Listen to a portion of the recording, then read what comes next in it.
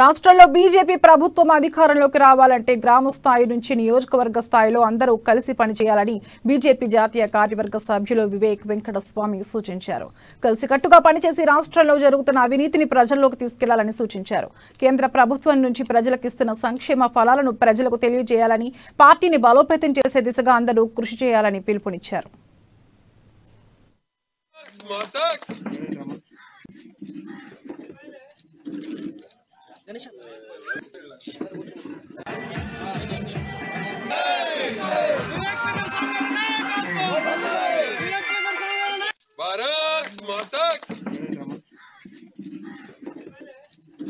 మనకు లేదా దమ్ము పాప మహిళ మళ్ళా కూడా అరే పోవాలి ఇంటికి నుంచి ఎందుకంటుంది అవస్థ పడుతున్నారు. నేను అందరు కూడా అన్ని దందాలు నడుస్తుంది అవునాగా. అయితే ఎవరు పంపించగలుగుతారు వాళ్ళ ఇంటికి?